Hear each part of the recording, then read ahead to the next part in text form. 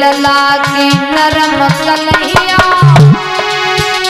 कहीं झुकना जावे पहिया मेरे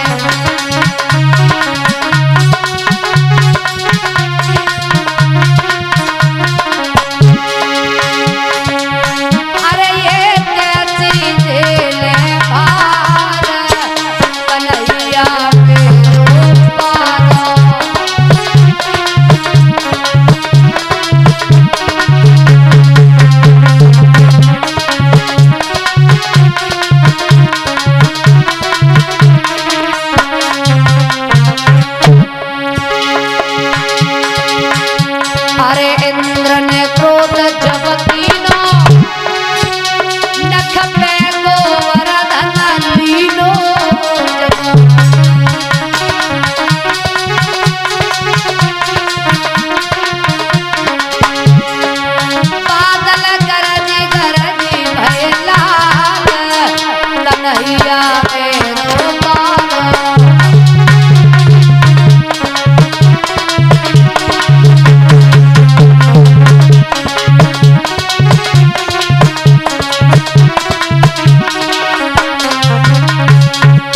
आज धरो। मैया यशोदा ने कहा तो सभी ग्वाल बाल लाठियों को लगाने लगे। बोले कन्हैया तुम हट जाओ, हम तो सादे ही नहीं। सामने राधा जी खड़ी हुई थी, भगवान देख करके हंसने लगे, पर्वत हिलने लगा। मनसुख ने आवाज लगाई राधा पीछे हट जाओ, अगर ये पर्वत नीचे आ गया तो सभी वृंदावन वासियों की हड्डी की चटनी बट जाएगी। भगवान बोले हैं ग्वाल वालों तुम चिंता न करो, राधा प्रेम और भक्ति के सारे से बूंदों को जला रही है और हम अपने हाथ के सारे से हवा को रोक रही है। लगातार 7 दिन जल की वर्षा होती है तो वृंदावन में एक बूंद जल दिखाई नहीं दे रहा है। मेघ वर्षा करते करते परेशान हो गए हैं। मेघों ने देखा कि वृंदावन में एक बूंद जल दिखाई नहीं दे रहा है, तो मेघ भाग करके गए इंद्र के पास। कहा कि प्रभु, हमने 7 दिन लगातार जल की वर्षा की है, लेकिन एक बूंद जल दिखाई नहीं दे रहा है। बोले तुम हटो। जैसे ही मेघ हटे सो बादल एकदम से साफ हो जाते हैं। भगवान ने पर्वत को उसी जगह पर रख दिया। आज वृंदावन वासी अपने सामान गाय बछड़ों को लेकर के अपने अपने घरों में आए हैं। मैया यशोदा भगवान कन्हैया के नन्हे नन्हे हाथों को दबा रही हैं। इंद्र ने वृंदावन में आकर के देखा एक बूंद जल दिखाई नहीं दे रहा है। विचार किया, हमें ऐसा लग रहा है कि भगवान का अवतार हो चुका है। भाग करके पहुंचे, क्षमा मांगी है, प्रभु आप हमें क्षमा कर दीजिए, हम नहीं समझ पाए आपका अवतार हो चुका है। तो भगवान ने क्षमा प्रदान की है। इंद्र वहां से चले जाते हैं। भगवान कन्हैया ने गोवर्धन महाराज का पूजन क्यों करवाया? त्रेता में जिस समय भगवान प्रभु श्री राम नल और नील की सहायता से जब पुल का निर्माण कर रहे थे, तो सभी बानर पत्थरों को ले जा रहे थे। हनुमान जी ने जैसे ही गोवर्धन महाराज को उठाया, लेकर के चले, तब तक उधर से खबर आ गई, जो भी पत्थरों को ला रहे हो अपनी जगह पर रख दें। तो हनुमान जी ने गोवर्धन महाराज को उसी जगह पर रख दिया। तो गोवर्धन महाराज बोले, अब तो हमें भगवान का दर्शन करना है।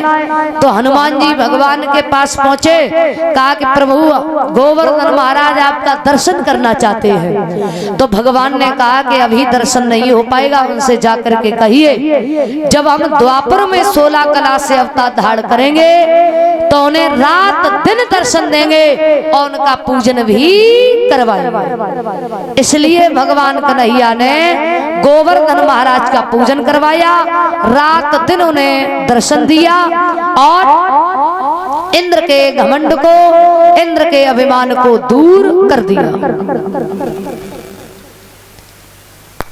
एक दिन भगवान वृंदावन के बाहर खड़े हुए थे, तो सभी गोपियां भगवान कन्हैया के पास में पहुंची हैं। कहा कि प्रभु, हम आपके साथ में महाराज करना चाहते हैं। भगवान बोले, अभी वो समय नहीं है महाराज करने का, अभी तुम जाओ, लेकिन हाँ इतना जरूर है कि हमारे रहते हुए तुम्हारी कोई भी इच्छा अधूरी नहीं रहेगी।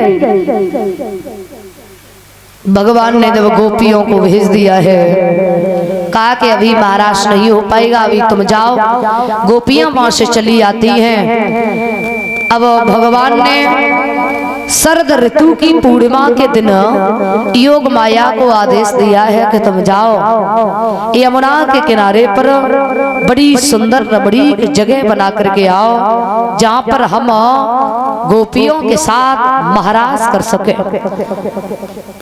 तो बड़ी ही सुंदर रमणी की जगह बनाई है, बहुत सुंदर, हरे भरे वृक्ष खड़े हुए हैं, सुंदर सुंदर पुष्प झूल रहे हैं, भंवरे गुंजार रहे हैं। इतना भारी प्रकाश है मानो चंद्रमा बाकी पहरेदारी कर रहा हो, बड़ा भारी प्रकाश है। भगवान को आकर के सूचना दी है कि हमने बड़ी सुंदर रमणी की जगह बनाई है, आप जाकर के देख लो। तो भगवान ने उस जगह को देखा, क्यारियों में पुष्प किलोले कर रहे हैं, बसंत ऋतु सी छाया है। भगवान जगह को देख करके बड़े प्रसन्न होते हैं।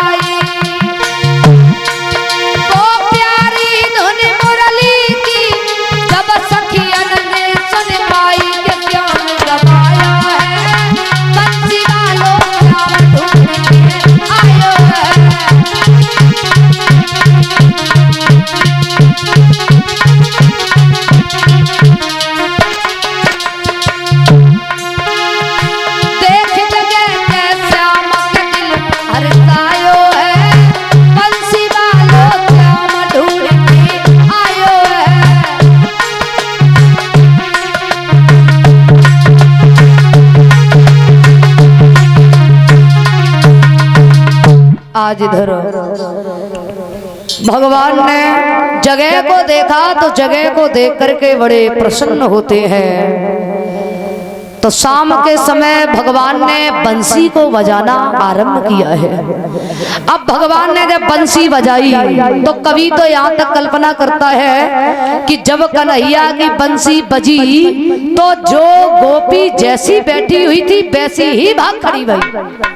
कोई गोपी यदि भोजन बना रही थी तो हाथ में रोटी लेके भाग खड़ी भई। कोई गोपी अपने पति को जल देने के लिए जा रही थी, लोटा वहीं छोड़ा ऐसे ही भाग खड़ी भई।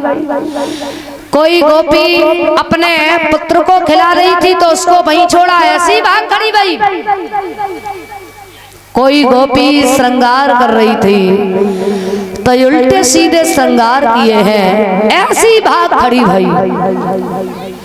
कन्हैया की जब बंसी बजी है कैसी बजी, कभी कल्पना करता है।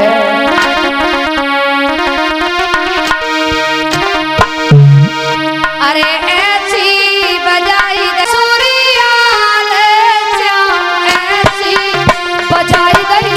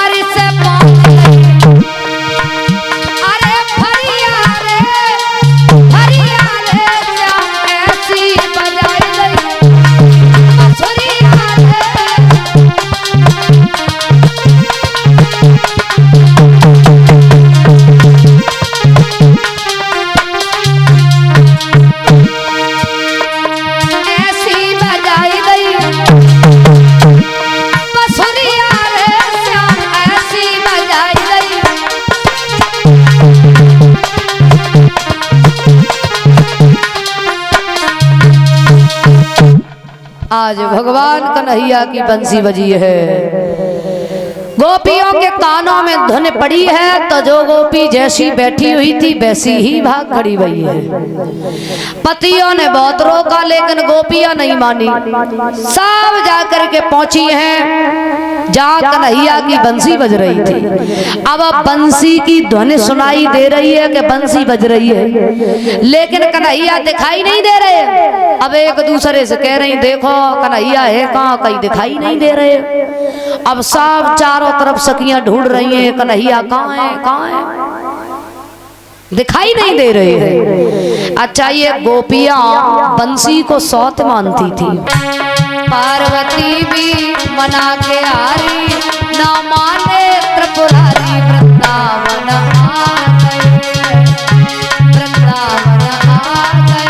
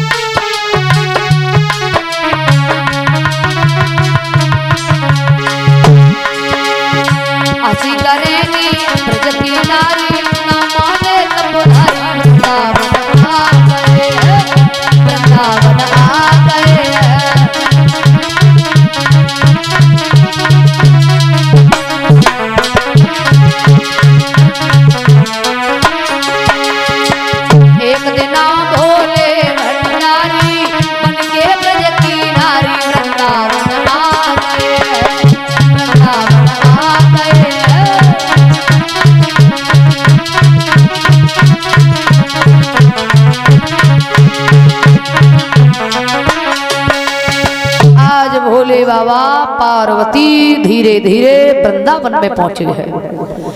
तो जहां पर महाराज हो रहा था गेट पर ललिता नाम की गोपी खड़ी हुई थी।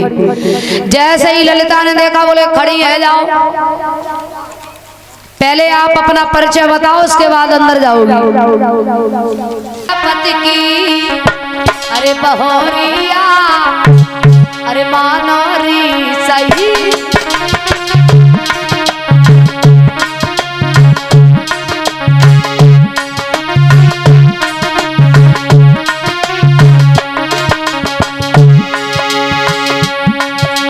कुछ दिन पहले अपने लला की घर में करी सगाई,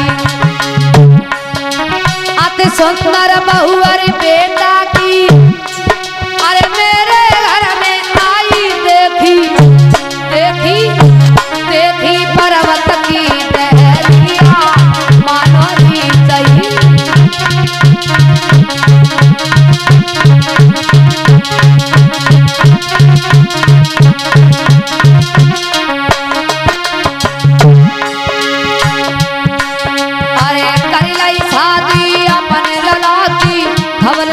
भेजवाई,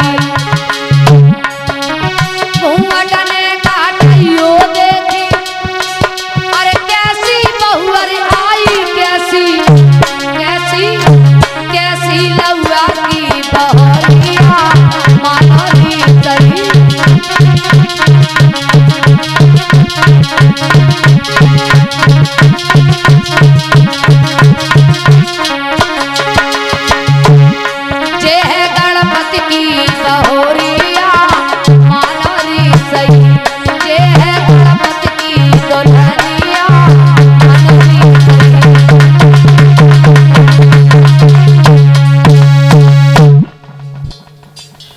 कहा कि थोड़ो सो घूंघट हटाए दे, हम देख ले बहू कैसी है। बोले अच्छा, जब घर में लिवाए लाए तब बहू को मुंह देख ले। अरे नहीं भाई, आना कैलाश पर्वत पे। बोले कोई बात ना, बहू आई गई है तो थोड़ो सो घूंघट हटाए दे, हम देख ले बहू है कैसी है। बोले नहीं, यहाँ नहीं दिखाऊंगी भाई, आना पड़ेगा कैलाश पर्वत पर। अब महाराज कलाई को पकड़ा और अंदर ही ले चली गई। अब पार्वती तो महाराज देखने में जुट गई। अब भोले बाबा जैसे ही नेक घूंघट उठाए, सुबह 1.5 हाथ की दाढ़ी लटक रही, पहले ही दिखाने लगे।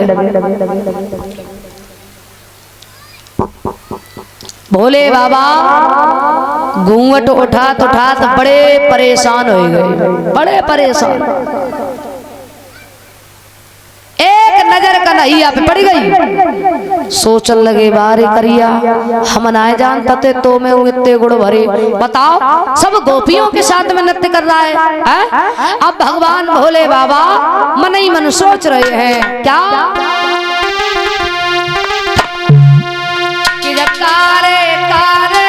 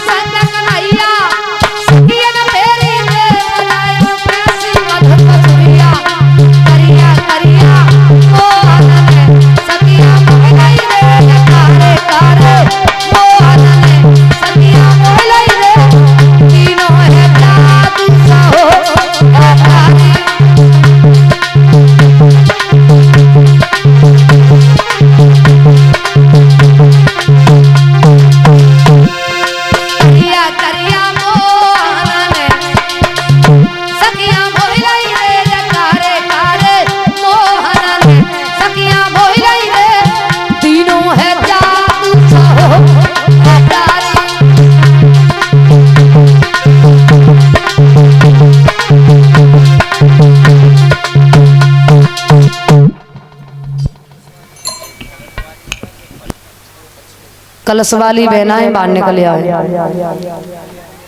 और सिंटू यादव उनके भांजे ईसु पुत्र सुनील यादव मकरंदपुर ये 1100 के नोटों के आर्ट से हमें सम्मानित कर रहे हैं और समस्त साथियों को 50-50 रुपए से सम्मानित किया है। भगवान दीर्घायु प्रदान करें, प्रभु से यही कामना करती हूँ।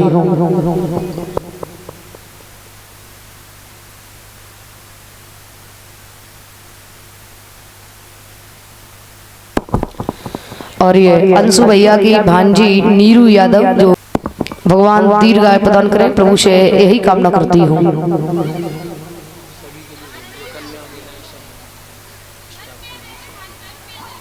जी अच्छा।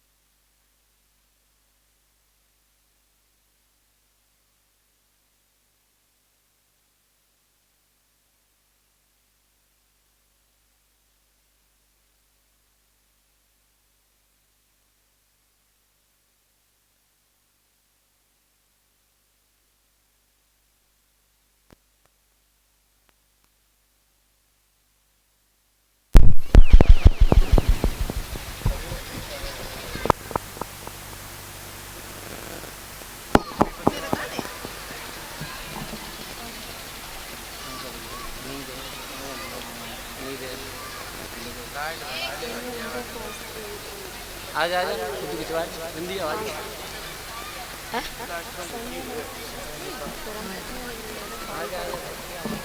आपके बोल रहे तो समझ में आएगी, काफी लिख दो आप।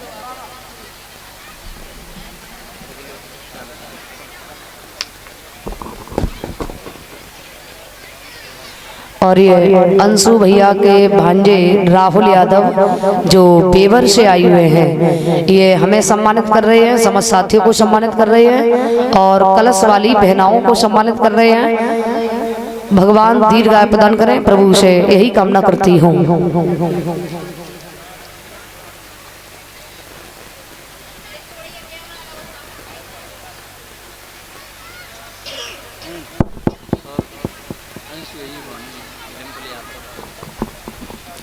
और अंशु भैया की भांजी डिम्पल यादव ये 100 रुपए से हमें सम्मानित कर रही हैं। भगवान दीर्घायु प्रदान करें, प्रभु से यही कामना करती हूँ।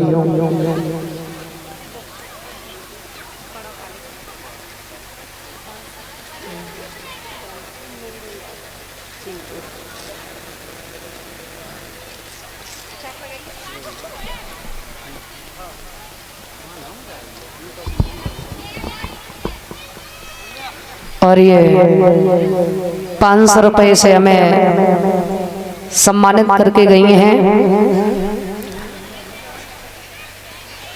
संजय माधव शास्त्री, उनकी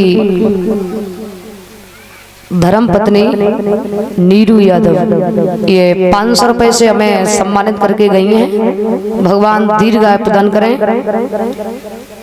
समाज का यही सम्मान मिलता रहे, प्रभु से यही कामना करती हूँ।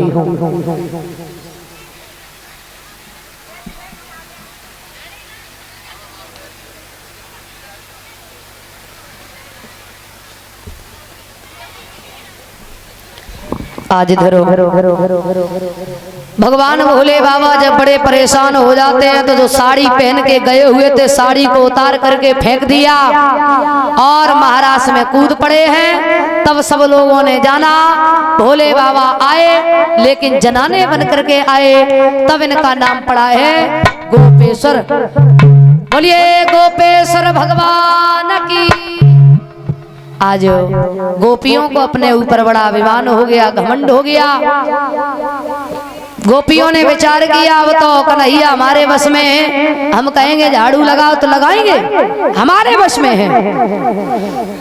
भगवान ने देखा गोपियों को अपने ऊपर बड़ा ही अभिमान हो गया है, घमंड हो गया है, तो भगवान कन्हैया छुप जाते हैं।